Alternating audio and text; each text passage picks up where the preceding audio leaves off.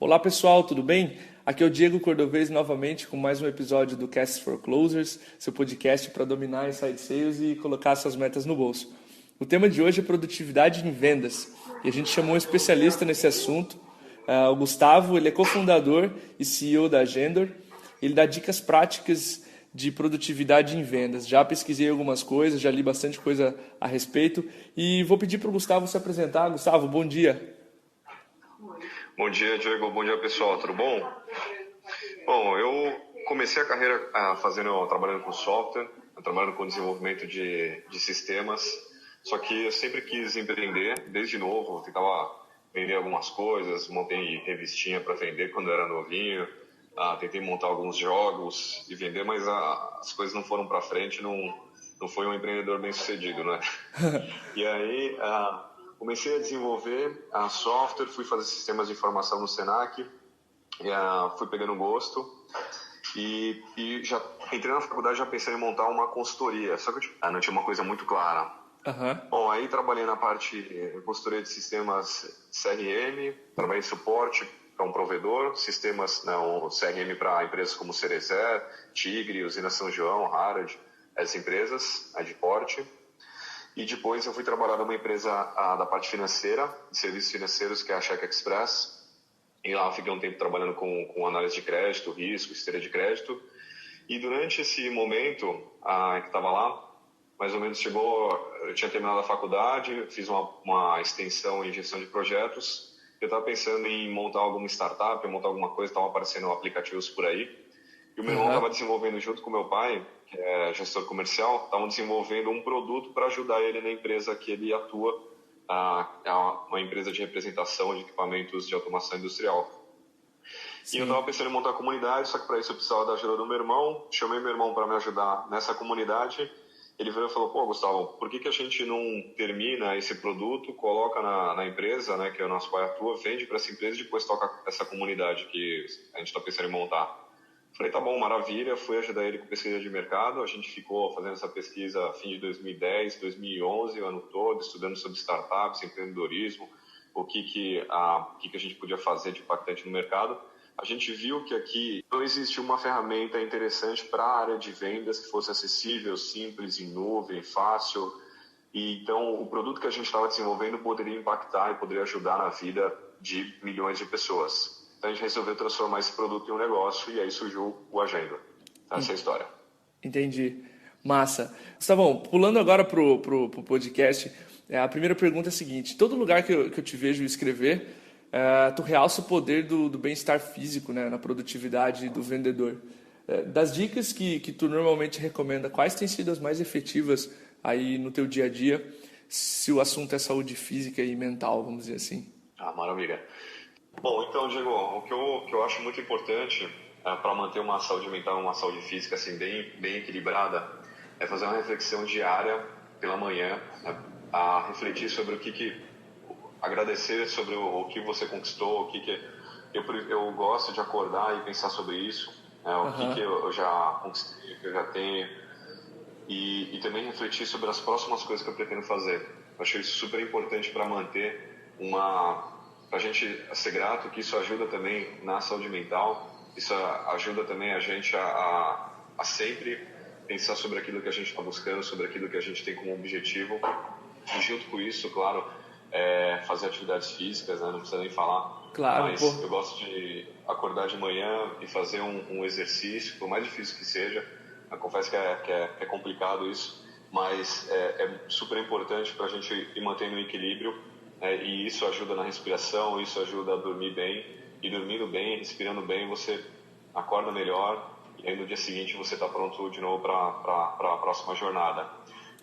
Também acho que é muito importante, eu preciso melhorar isso, preciso comprar a garrafinha d'água aqui para deixar do meu lado, que é tomar bastante água durante o dia, para a gente ir equilibrando e mantendo um dia a dia assim bem equilibrado e ter uma saúde física assim bem certa, né? Claro. E eu acho interessante fazer o comentário de que assim, empreender é vender, né? Então, empreender você está sempre vendendo, você está vendendo para quem trabalha com você está vendendo para parceiro, está vendendo para cliente, está vendendo para investidor. tá sempre vendendo a tua ideia, a tua proposta.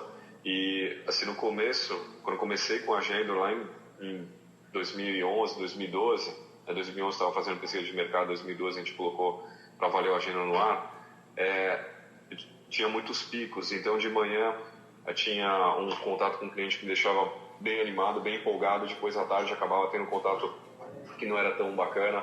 Então acabava tendo essa montanha-russa durante o dia em termos emocionais, e essa montanha-russa ela é muito difícil de lidar com o tempo. E você buscando esse equilíbrio, tendo uma saúde mental, uma saúde física bem equilibrada, você consegue lidar melhor com esse carrossel de emoções e ter manter o ritmo, manter o desempenho por um longo prazo, a meu ver, assim. Então, eu acho que isso é super importante para mim. Eu acho que são umas ideias bem interessantes para todo mundo. Mas até porque, bom, eu pratico meditação também. Meditação e corrida para mim são as duas coisas que mais funcionam, assim, que mais me dão prazer. E se você olhar, o ambiente de vendas ele é pesado, né? Você lida com não todos os dias. Então, para tu passar por essas situações assim de rejeição o tempo inteiro, precisa estar com uma mente estável, né? Então, recomendo aqui para os vendedores da MeTime também, para todo mundo, na verdade. E, funciona bastante. Que massa, bom ouvir.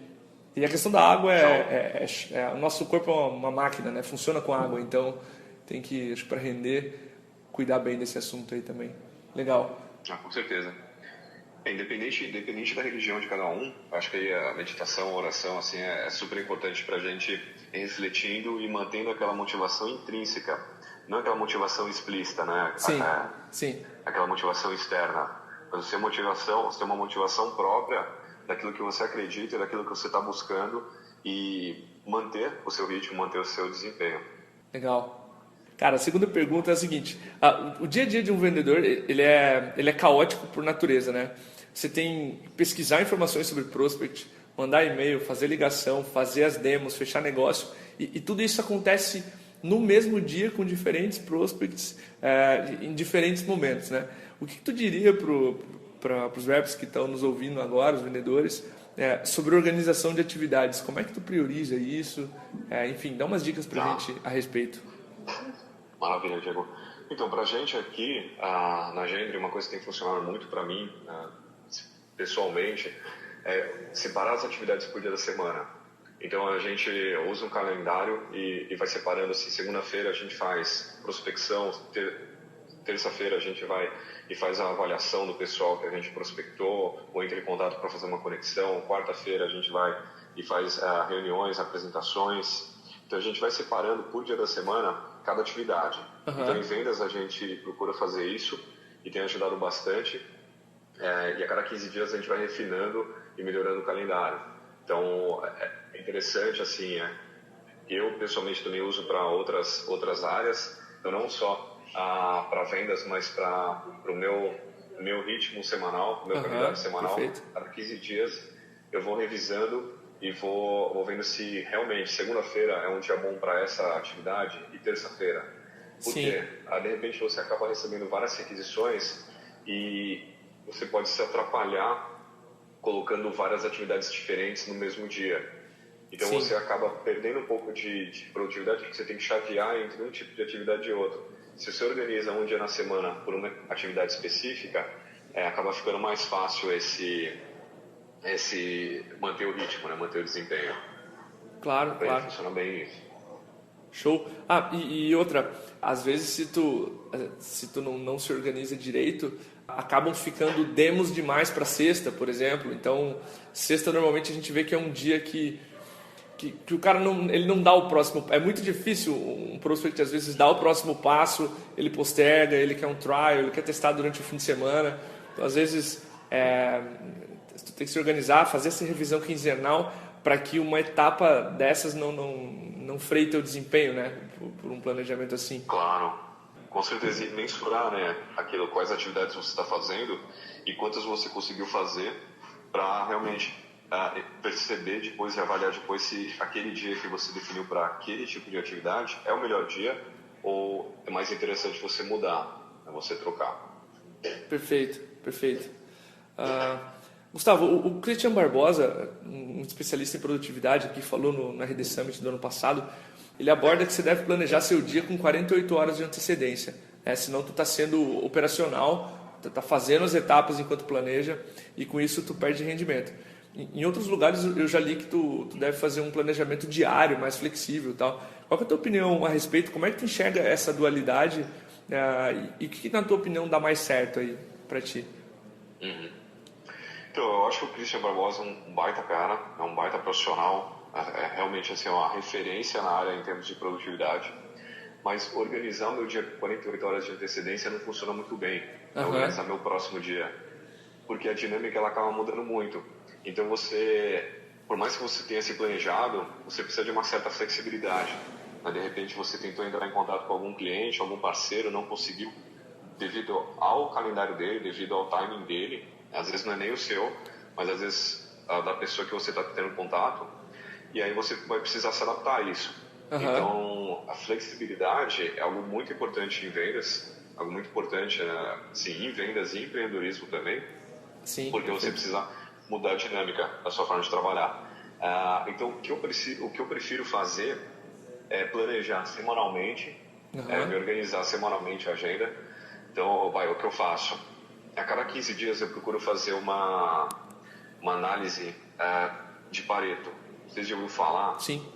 Mas é aquela lei 80-20, que diz que 80% dos resultados acabam vindo de 20% dos esforços.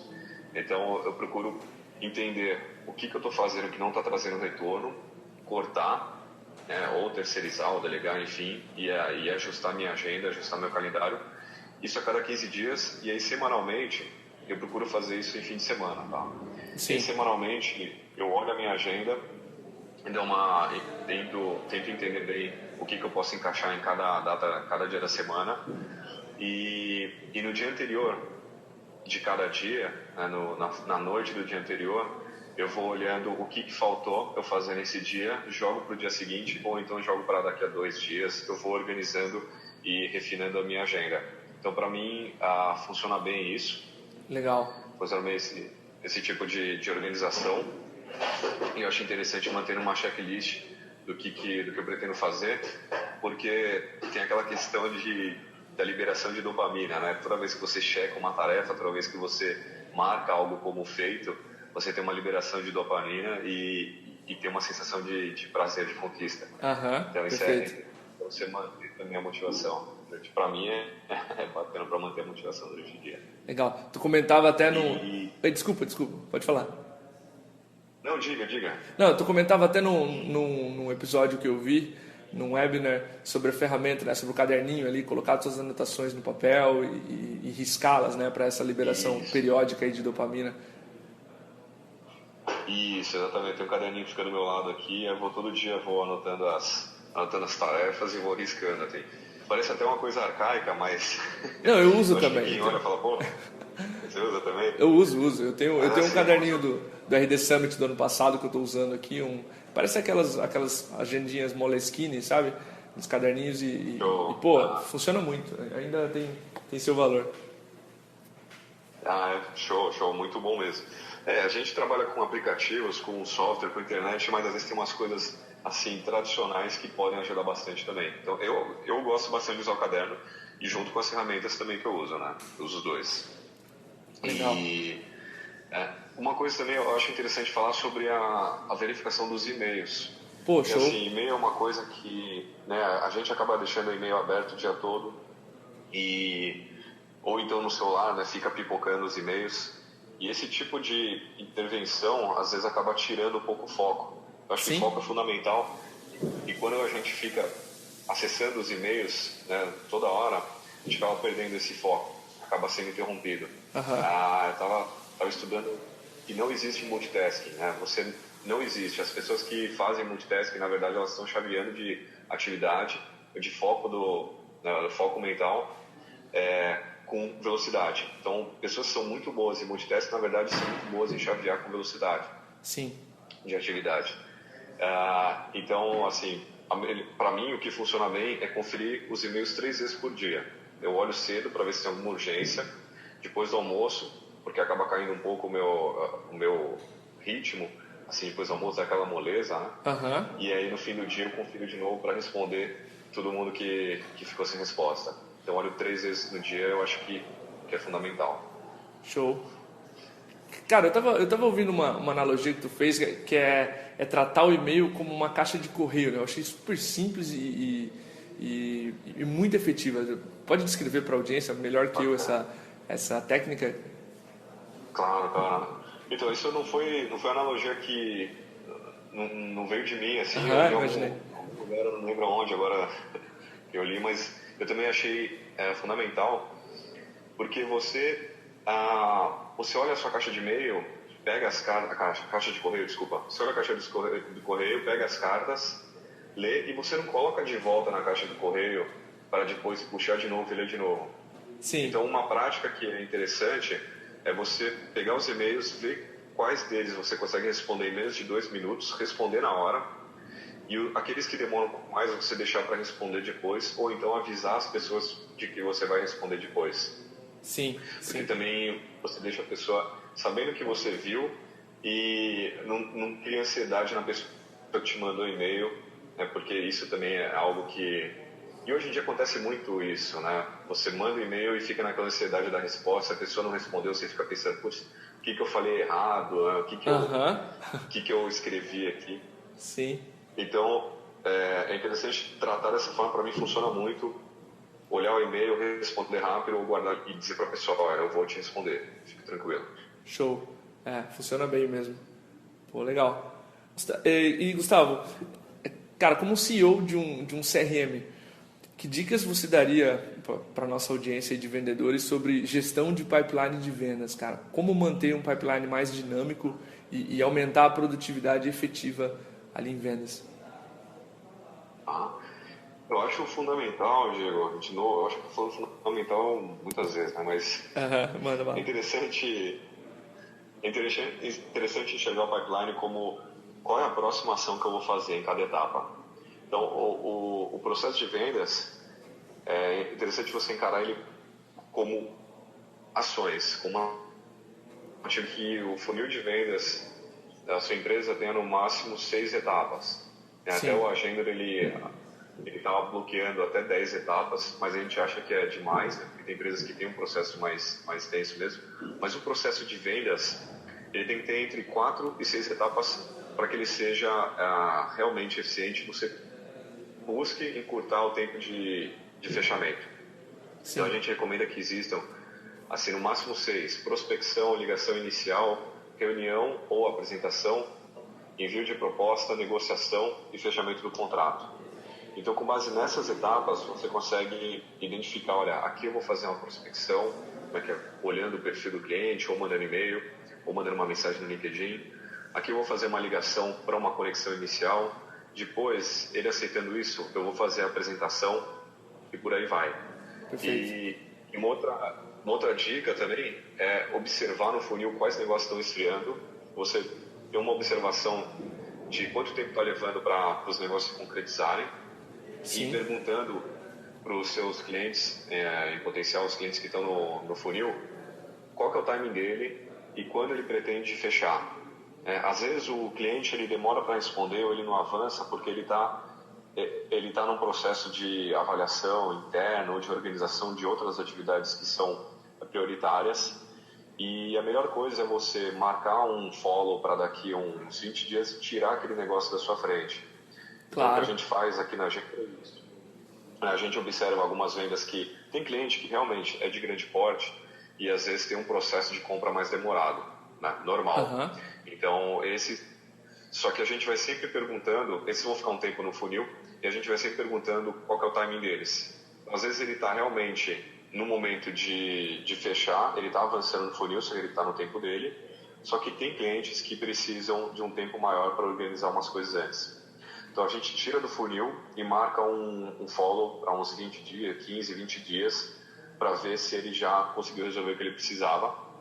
E aí a vantagem disso é que você tem um funil com aquelas oportunidades que realmente estão quentes e vão fechar. Então isso é muito importante. Perfeito. É muito importante ter um funil assim com foco naquilo que você realmente está avançando e você vai fechar, e não negócios que estão incertos, que você não sabe se vão fechar ou não e acabam desviando a sua atenção. Sim, eu estava vendo um vídeo uma vez do Aaron Ross para Content Tools, e ele dizia sobre o poder e o impacto de fazer essas perguntas difíceis, né? Podemos avançar agora? É o timing certo? Enfim, esse não, às vezes, esse não é melhor que ele ocorra, porque ele destrava o vendedor, ele libera o cliente para pensar um pouco mais a respeito, se não é a hora, se não é o momento de fazer sucesso com a ferramenta, né? E especialmente para venda complexa, para venda de tecnologia, acho que é cada vez mais importante, né? Você fazer essas perguntas e manter essa limpeza, né, do pipeline é importantíssimo. Perfeito, Diego. Porque senão você acaba deixando de focar naqueles que estão realmente interessados em comprar. Então você deixa de fechar negócios, você deixa de concretizar, de chegar e atingir a tua meta, devido a clientes que têm um tempo diferente de compra e eles precisam de um tempo maior para avaliar, para organizar a casa antes de comprar. Temos que não vão comprar mesmo, temos que precisam de um tempo maior. Então é interessante você perguntar, e às vezes o cliente ele vai achar bom que você fez aquela pergunta, ele vai achar bom que você foi objetivo. Sim. E realmente entendeu qual que é o tempo dele, está respeitando o momento de compra do seu cliente fazendo isso. E outra coisa também é deixar a próxima ação sempre agendada. Show. Então, geralmente no funil, a gente abre o funil, olha lá quais negócios que estão lá, mas a gente não tem a próxima ação agendada. Então, se você consegue pegar o seu funil no dia anterior, por exemplo, pegar todos os negócios que estão lá, avaliar, agendar as próximas ações para o dia seguinte ou para daqui a 2 dias, chega na manhã do dia seguinte, você já sabe tudo o que você precisa fazer e você vai cumprindo, riscando da sua agenda, você vai riscando do seu checklist todas as ações, as apresentações, as demos, as ligações, as prospecções. Então você vai riscando, vai liberando dopamina, vai mantendo uma motivação durante o dia, e aí o seu desempenho, e chega no fim do dia você está com aquela sensação de dever cumprido, está com aquela sensação de que você fez aquilo que você planejou.